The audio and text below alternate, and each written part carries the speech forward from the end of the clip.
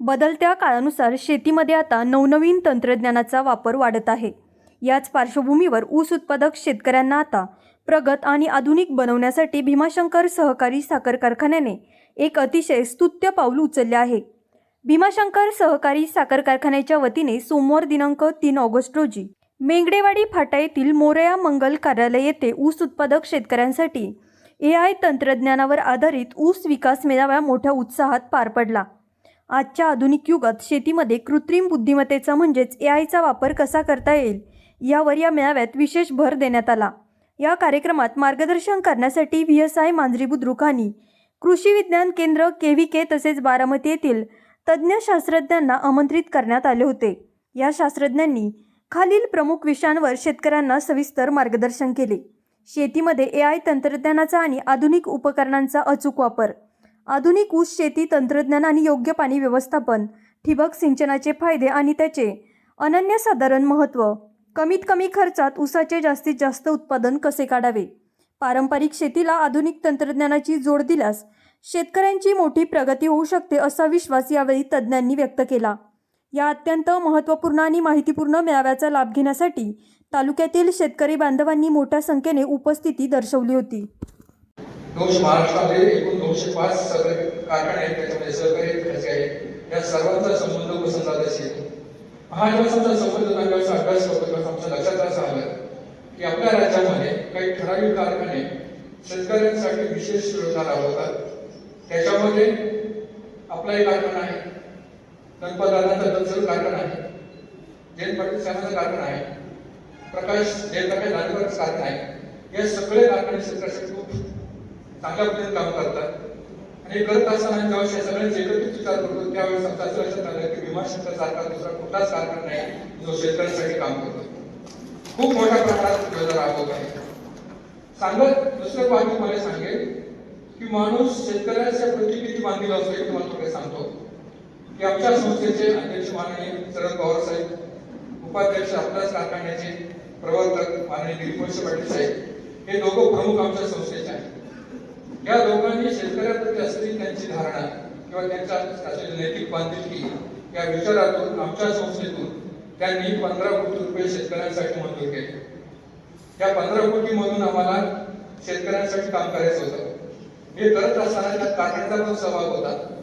हा सहभाग घेत असताना शेतकऱ्याला कमीत कमी खर्चामध्ये या योजनेमध्ये सहभागी आहे आणि आपल्यातले बरेचसे चांगली शेती करणारे सगळे शेतकरी या योजनेमध्ये सहभागी आहेत.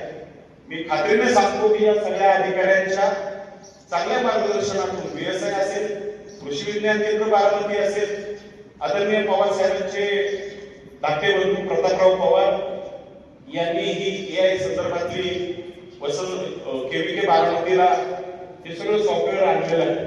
ऑक्सफर्ड युनिव्हर्सिटी आणि मायक्रोसॉफ्ट यांच्या चांगल्या पद्धतीचा समन्वय साधून आपल्याला या सगळ्या योजना AIच्या संदर्भामध्ये तर मगाशी सगळं प्रेझेंटेशन झालेलं आहे.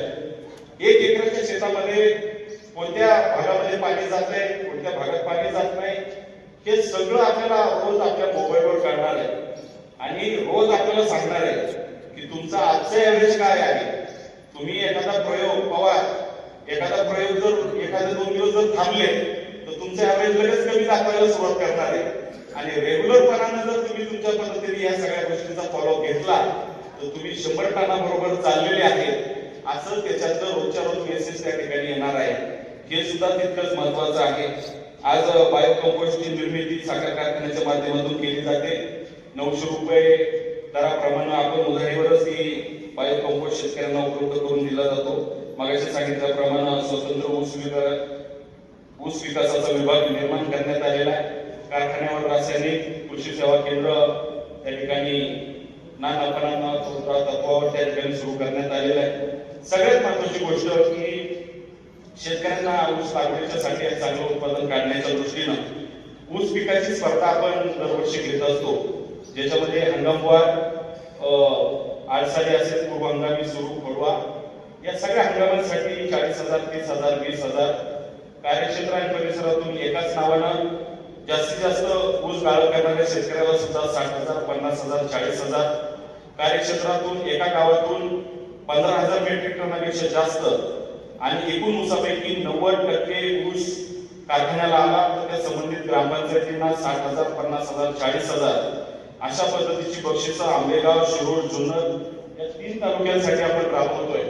आता एवढे साहेब आपल्याला अजून एक याच्यामध्ये दुरुस्ती करावी लागेल की या टेक्नॉलॉजीमध्ये ज्या शेतकऱ्यांनी सहभाग घेतलेला आहे त्यांच्यासाठी बक्षिसाची रक्कम या रकमेपेक्षा अधिकची असली पाहिजे की त्यांचा खर्च विक्रीचा केलेला हा पहिल्या वर्षातच त्याचा याच्यातून निघून जाईल आणि आपण या सगळ्या गोष्टींसाठी चांगल्या पद्धतीनं सहभाग घ्यावा.